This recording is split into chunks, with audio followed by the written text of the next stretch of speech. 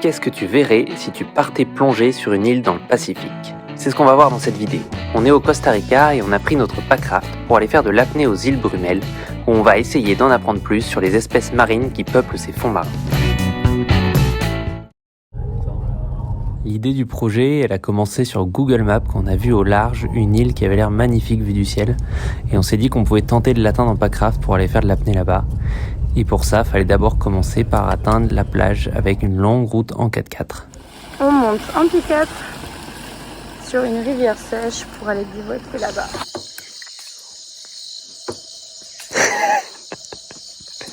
On va une moustique.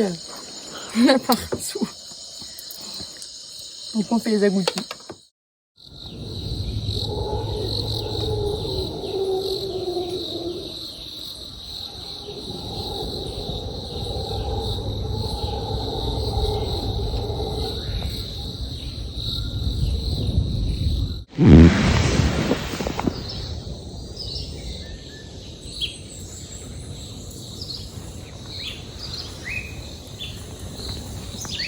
On a eu le droit aux singes hurleurs et surtout à des crabes qui ont fait bouger les feuilles sous nos hamacs toute la nuit.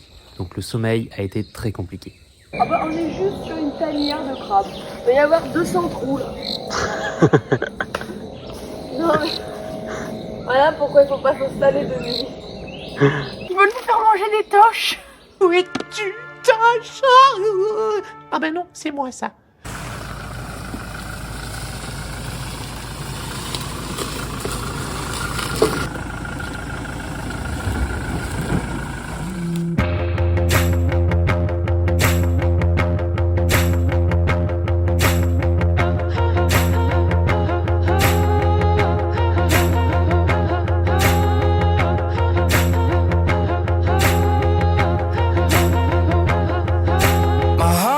Patterns with a broken sound. You're the only one that can calm me down. My head spins in circles so I'm dizzy now. All of this time I should have figured it out. Alors est-ce qu'on est enfin prêt? On a beaucoup trop de temps pour préparer tout ça. I'm a free animal, free animal. I'm a free animal, free animal.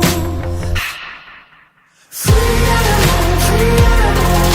My heart beats in patterns with a broken sound. Free animal, you're the only one that can calm me down. Ça y est, on arrive à l'île.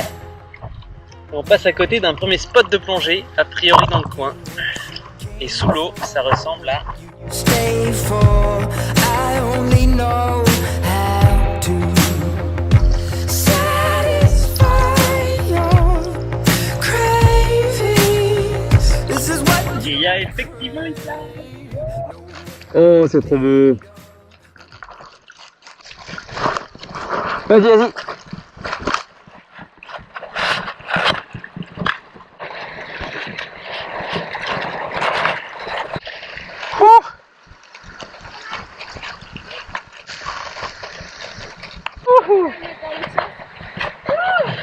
La marée est basse et tu vois que le sable est mouillé jusque là. Donc en vrai, c'est quoi? C'est à 14h40 qu'elle est haute. Dans 4 heures, il n'y a plus de sable. Dans 4 heures, il n'y a plus de plage.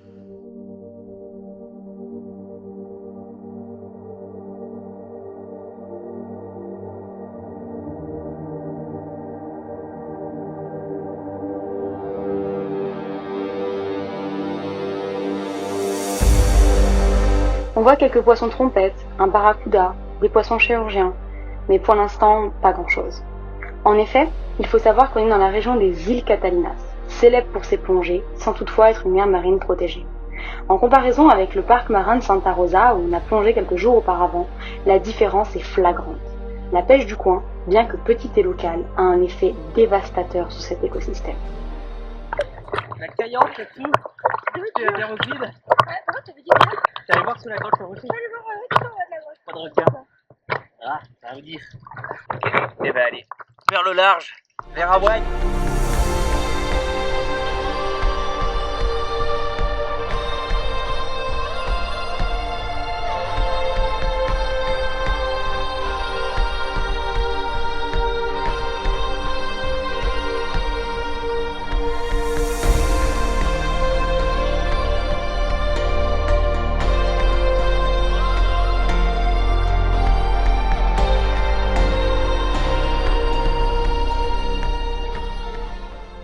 à ce moment-là, j'étais en train de filmer une raie pastenague, et là je vois Laura qui me fait des signes en dessous. En fait, elle avait vu quelque chose plus bas, tout au fond du canyon.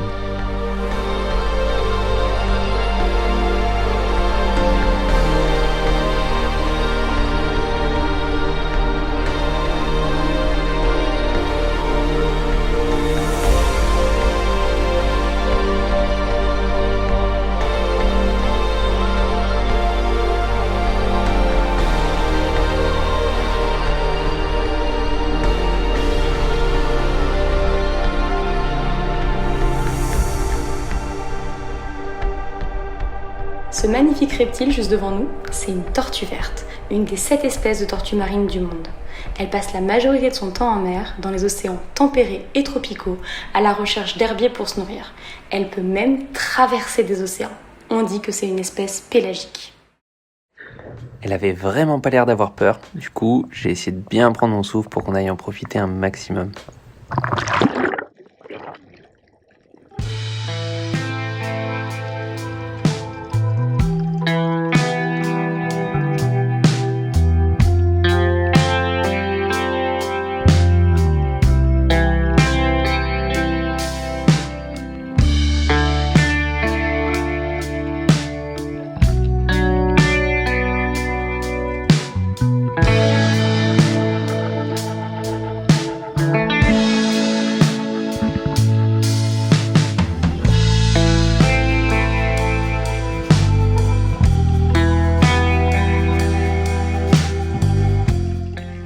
On a tellement aimé la regarder manger. On dirait qu'elle tente de découper un morceau de viande, mais il s'agit en réalité d'une algue rouge que cet herbivore strict tente de manger. Pour cela, elle utilise les griffes qu'elle a sur les coudes de ses nageoires antérieures. Et elle pourrait continuer pendant des heures, puisqu'elle passe la moitié de sa journée à se nourrir pour alimenter ses près de 200 kg pour 1,50 m. Si tu la regardes bien, tu verras qu'elle a 2 écailles sur le front et 4 paires d'écailles sur les côtés, ce qui nous permet de nous assurer qu'il s'agit bien d'une tortue verte. Quant à nous, n'ayant pas sa capacité à rester des heures en apnée, on doit malheureusement remonter.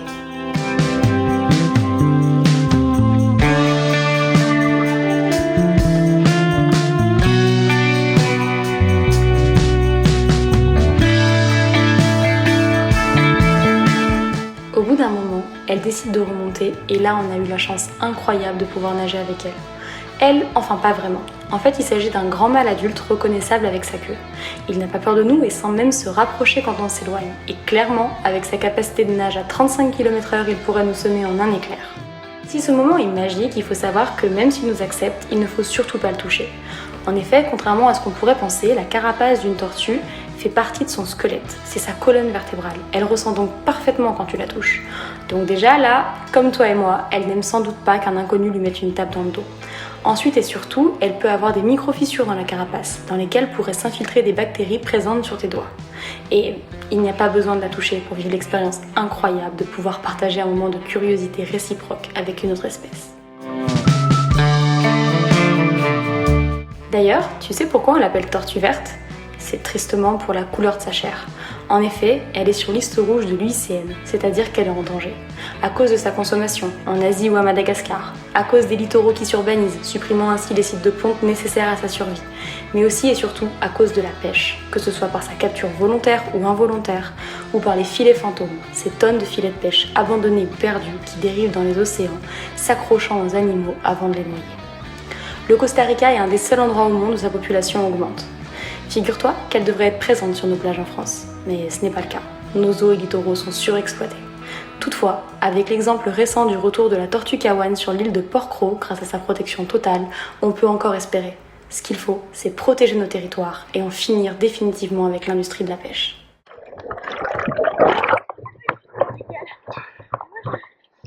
C'est incroyable. Elle joue avec nous en fait, t'as vu, elle remonte, elle nous suit. Elle vient. Tu sais comme tu peux aller près. Incroyable. Là, elle nous emmène un peu au large. Hein.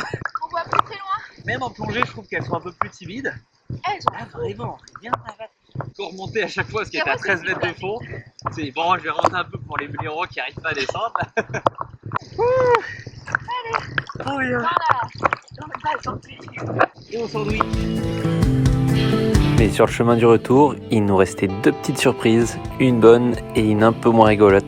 La première bonne surprise, c'est quand je filmais naïvement un beau banc de poissons chirurgiens qui s'enfuyait. Avant de réaliser que s'il fuyait, c'est que quelque chose les chassait. Et en me retournant, je vois juste derrière moi qu'il y avait un requin pointe blanche magnifique.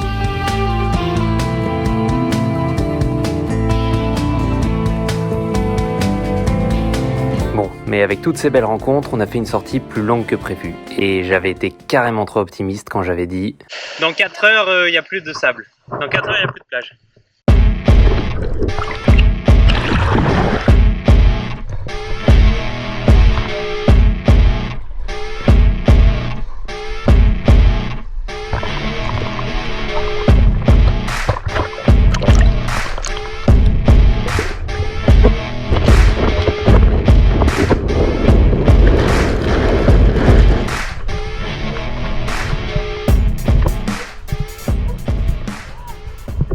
Oh putain! Ah, j'ai jamais nagé aussi vite. Tu te fais ramener par la vague. Bon, on a perdu des affaires qui étaient posées sur le Pacraft. Mais à part ça, cette petite expédition était bien sympa. Ça donne bien sûr envie de se battre pour que des zones comme ça deviennent protégées et arrêtent de subir les dégâts de la pêche qu'on voit ici de façon flagrante, pour qu'on puisse peut-être un jour y revenir et y admirer une flore et une faune abondantes.